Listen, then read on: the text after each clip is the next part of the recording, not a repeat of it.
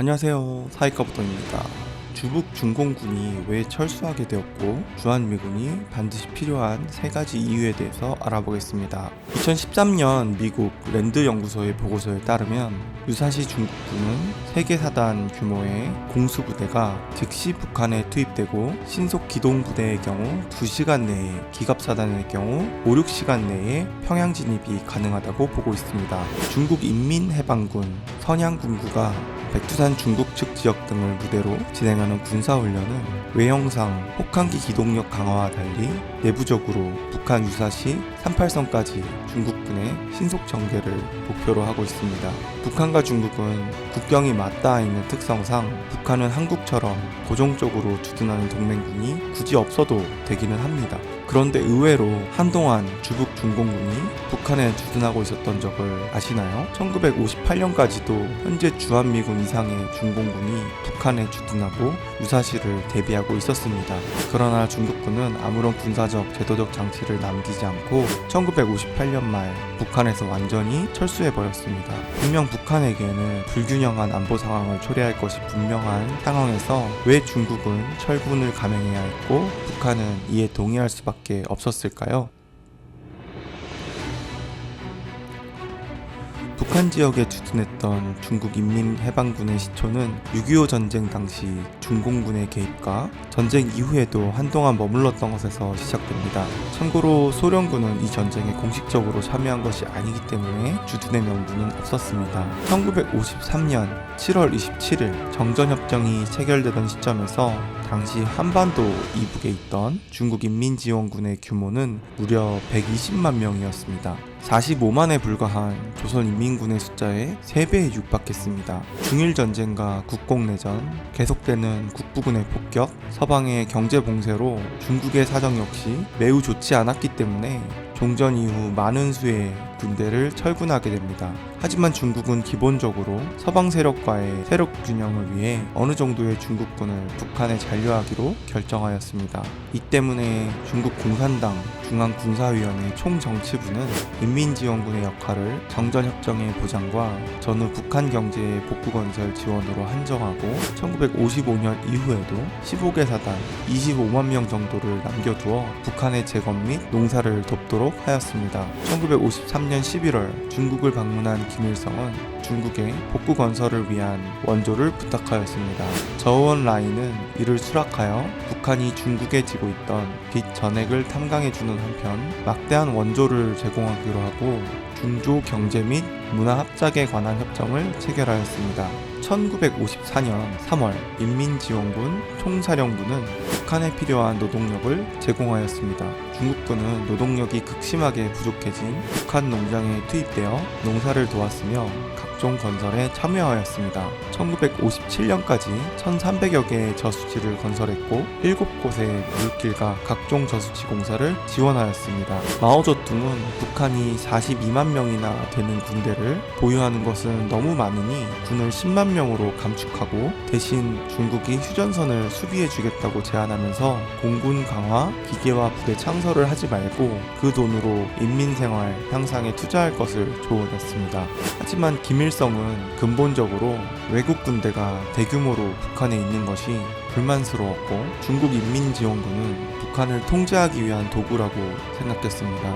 여기에 6.25 전쟁 기간 동안 인민지원군과 북한의 관계는 썩 좋지 않았습니다. 조중연합사 구성 이후 중국 측에선 북한 군대를 비하하는 분위기도 있었습니다. 김일성의 이러한 불만은 1955년 12월 대표적 친중파였던 조중연합사령부 부정치위원 출신인 최신상 박일우를 반당으로 몰아서 숙청한 사건으로 이어졌습니다. 중국은 북한의 이러한 막무가내 숙청에 대단히 불만이었으며 박헌영에 대해서도 제도 충분치 않고 문인에 불과한 그를 절대로 죽여선 안 된다고 북한에 강력하게 요구했습니다. 하지만 소련의 박헌영 구명 요청도 무시했던 김일성은 중국의 요구를 들은 척도 하지 않았습니다. 김일성이 북한의 임레너지가 아니라는 것을 확신한 마오쩌둥은 행동에 나섰습니다.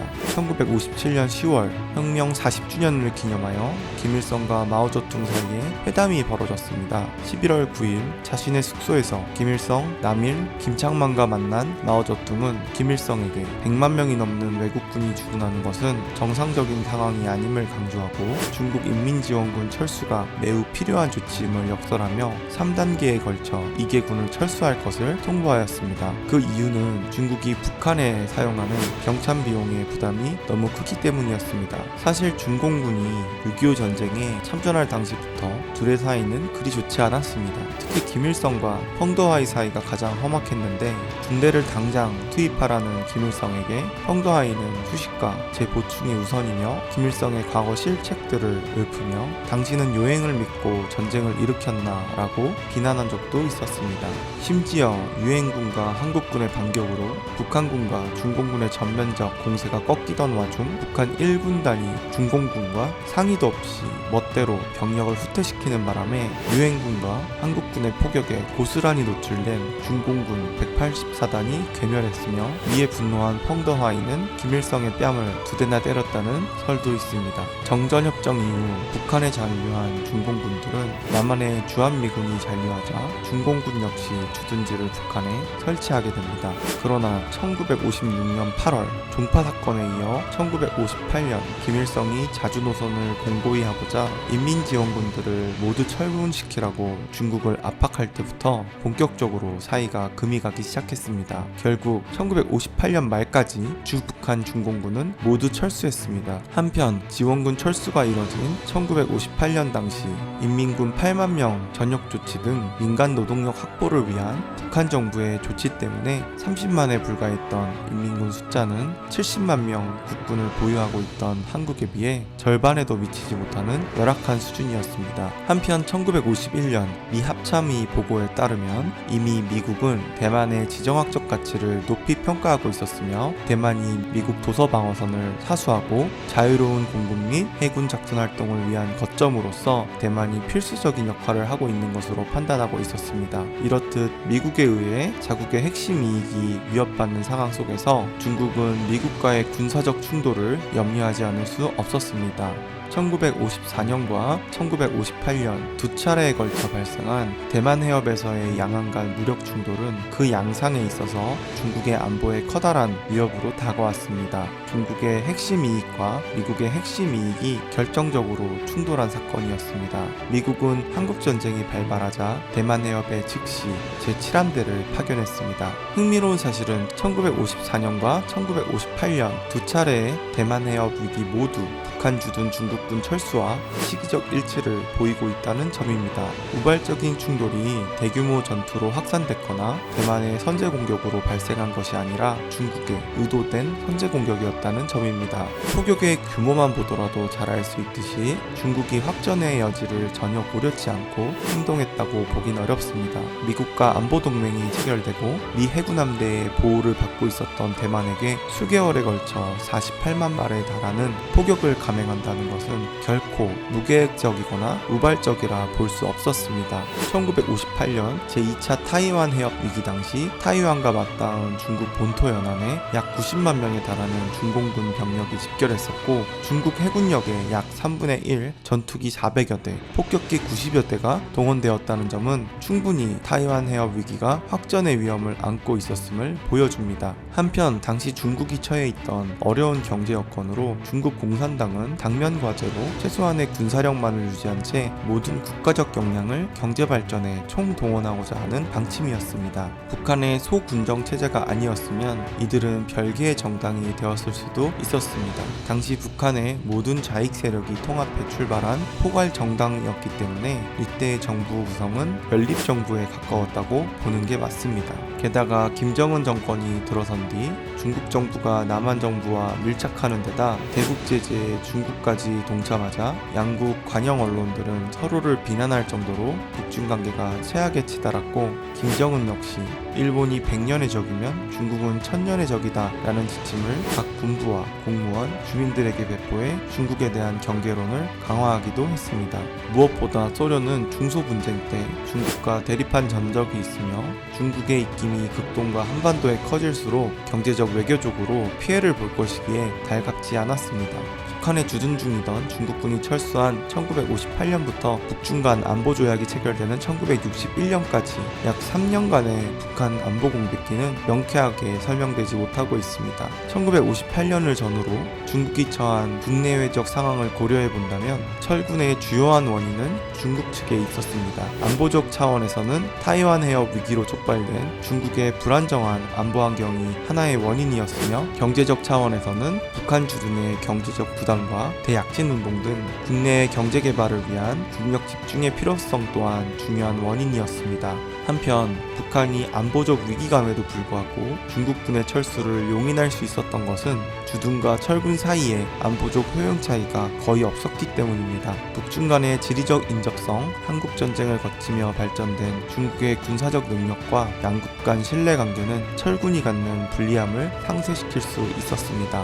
오히려 김일성과 김정일, 김정은은 중국과 중국군을 위협적인 대상으로 인식해오고 있었는데, 절대 독재 국가인 북한에서 정권을 수호하기 위한 제1의 원칙은 모든 권력과 군사력을 손에 넣는 것이기 때문입니다. 그래서 김씨 일가는 호위사령부와 보위사령부, 총정치국과 제91 수도방어군단, 국가안전보위부 등 사회안전성 등 다양한 무력기관들을 두고 서로 견제시키며 이 모든 군사력을 지도자가 독점하는 방식으로 정권을 유지합니다. 그런데 여기에 중국군이 파병되어 주둔한다면 말이 우호국의 연합이지 정권의 최위협적인 위협이 될 수밖에 없습니다. 당장 주한미군의 경우만 하더라도 한국군이 정부와 매우 밀접한 관계를 맺으며 고급 정보를 공유하는데, 중국 인민해방군이 주둔한다면 필연적으로 중국군은 북한에 비슷한 요구를 하게 될 것이 분명하며, 정권 제거나 조정을 위해 주북 중국군을 활용할 가능성이 매우 커집니다.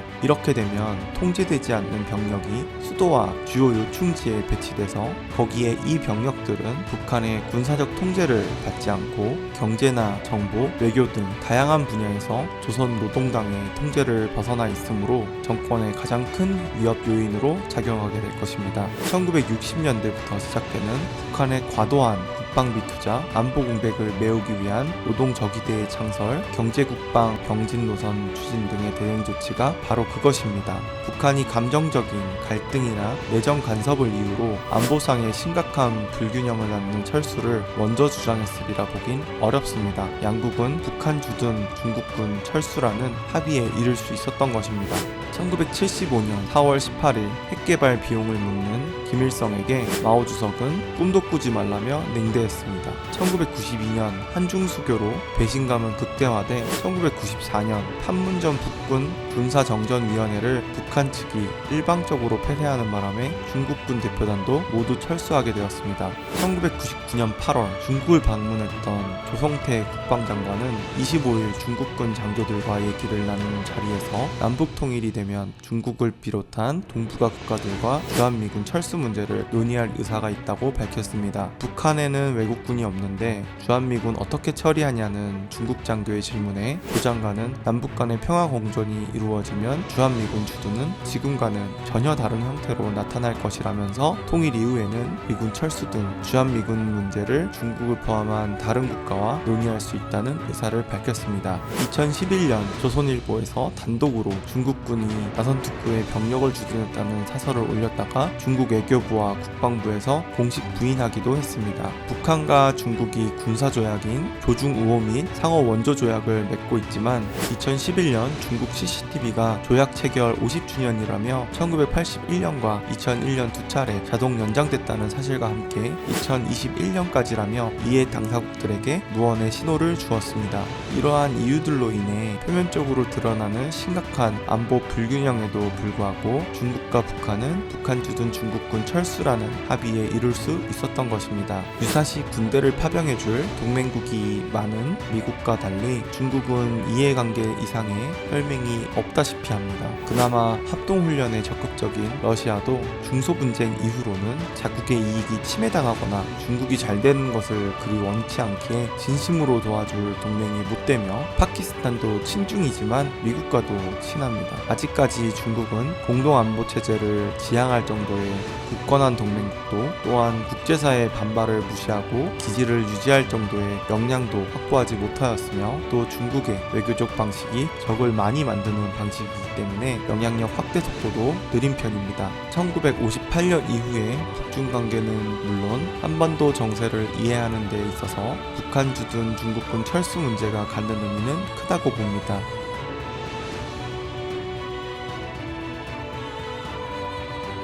6.25 이후 북한의 신속 공격이 가능을 확인한 북한과는 달리 한국의 우방인 미국은 너무 멀리 떨어져 있었습니다. 실제로 6.25 전쟁 당시 북한군의 목표는 미국이 도착 전에 적화통일의 완수였습니다. 미국은 급작스런 남침에 주일 미군으로 막아보려 하였으나 역부족이었습니다. 본토의 미군 도착 즈음에는 대한민국 전역이 거의 다 점령당한 상태였으며 낙동강 전선에서 최후의 방어 전선을 구축해 공세를 막아내기에 급급했습니다. 이런 상황을 겪었기에 전쟁 이후에는 주한미군을 한반도에 상시 주둔시킨 것이었습니다. 1945년 5월 이후 태평양 전쟁에 뒤늦게 뛰어든 소비에트 연방은 이미 미국에 앞서 38선 이북 지역에 일본군을 무장 해제시키기 위해 8월 24일 한반도에 병력을 파견시킨 상태였습니다. 미군은 일본이 제2차 세계대전에서 항복함에 따라 한반도의 중앙을 가로지르는 위도 38도선 이남에 주둔하고 있던 일본군의 항복을 받아내기 위해 한 발 늦은 1945년 9월 8일 남한 땅에 발을 내딛는데 존 하지 중장이 이끄는 미국 제24군단 소속 미군 제7보병사단이 인천에 도착했습니다. 9월 29일에는 미국 제44단이 부산에,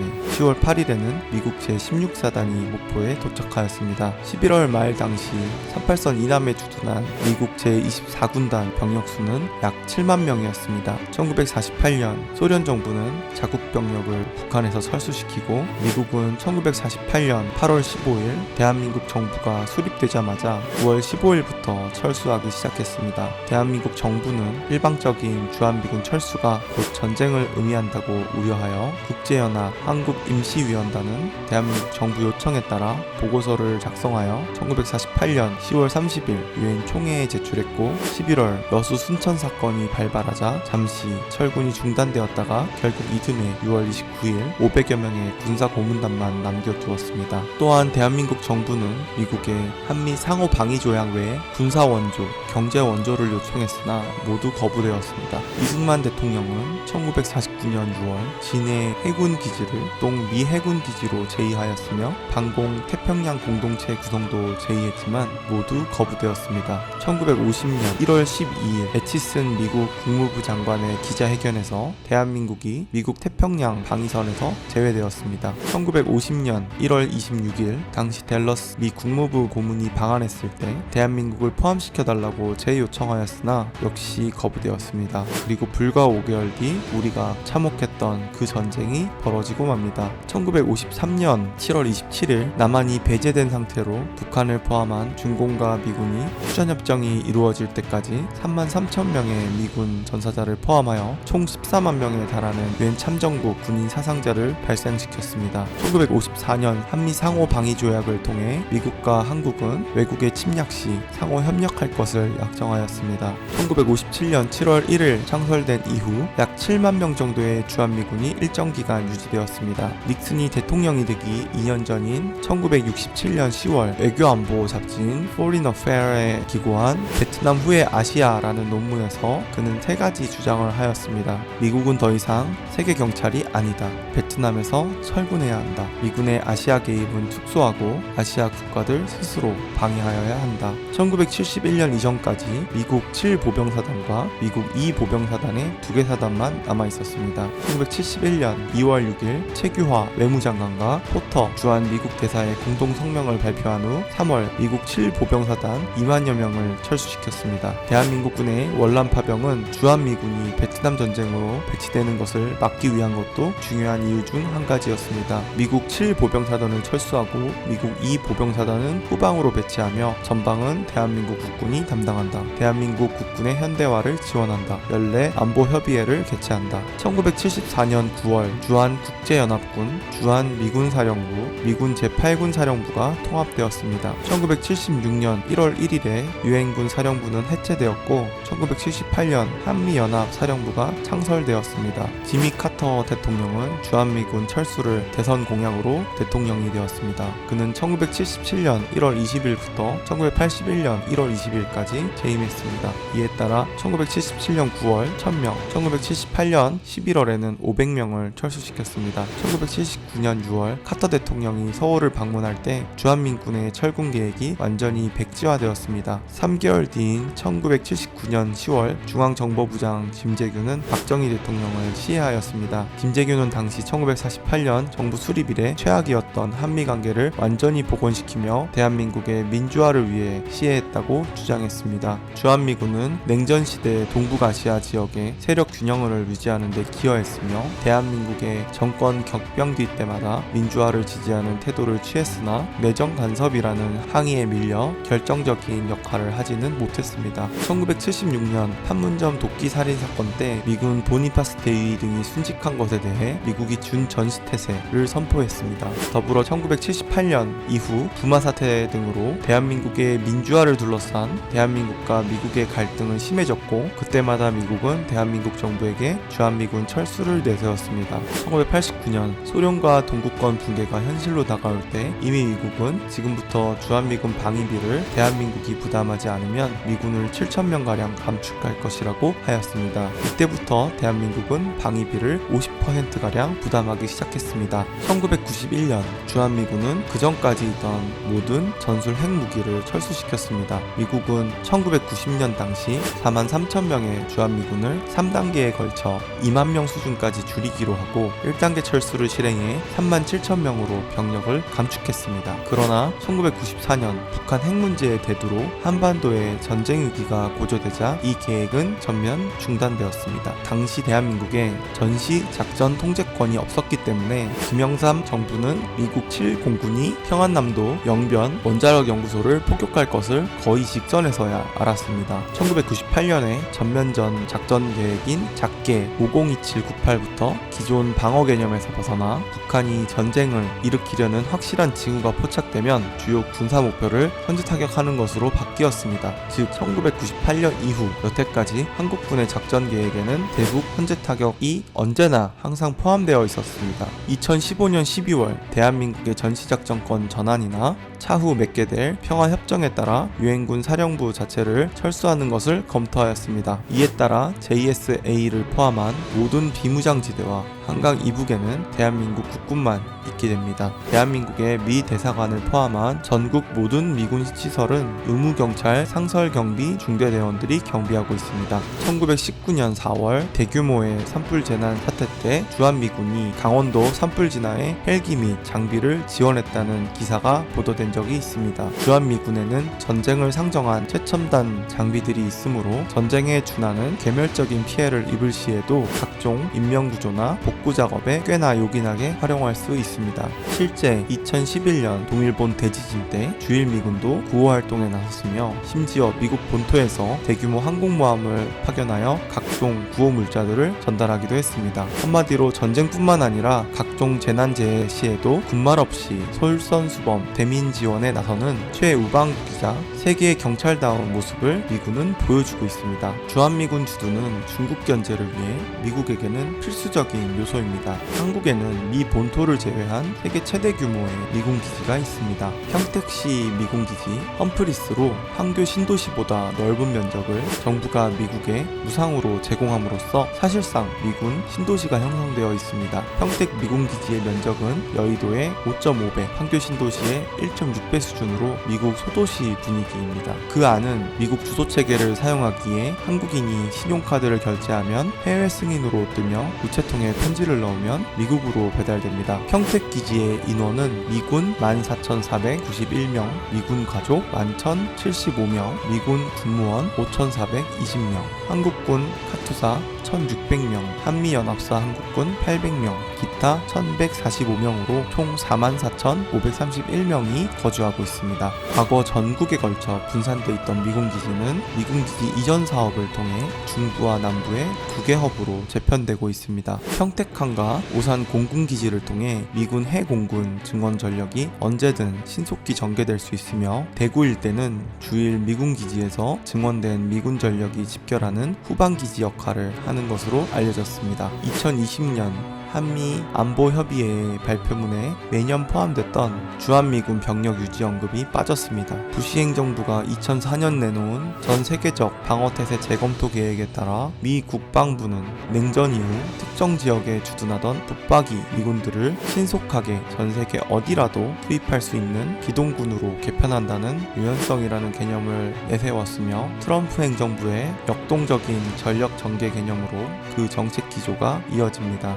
전략적 유연성을 높이기 위해 순환 배치와 신속 배치를 강조하는 추세입니다. 2020년대의 미국은 주한미군의 병력과 장비를 필요하면 한반도 이외 지역으로 이동하길 원하며 전 세계에 주둔하는 모든 미군에게 적용됩니다. 즉 주한미군이 없다면 전쟁 전에 별 관심 없을 수도 있고 전쟁이 나면 지원군 좀 보내주다가 일이 커질 것 같으면 발을 뺄 위험도 있다는 것입니다. 사실 한미 상위 방호 조약 자체가 어느 한 국가가 일방적으로 해지를 선포하면 1년 뒤 자동 해지되므로 조약을 파기하는데 미국의 동의가 필요하지도 않습니다. 즉 한국의 자유의지로서 미군이 주둔하는 게 이익이라고 판단하여 외국 자본을 끌어들이듯이 선택한 사안이지 미국이 한국의 의사를 무시하고 일방적으로 주둔하고 있는 것이 아니라는 것입니다. 반대로 미국 역시도 한국에 미군이 주둔하는 게 이익이라고 판단하므로 계속 이 협정을 유지하며 미군을 적진 바로 앞에 주둔하고 있는 것입니다. 미국은 한국의 주한미군을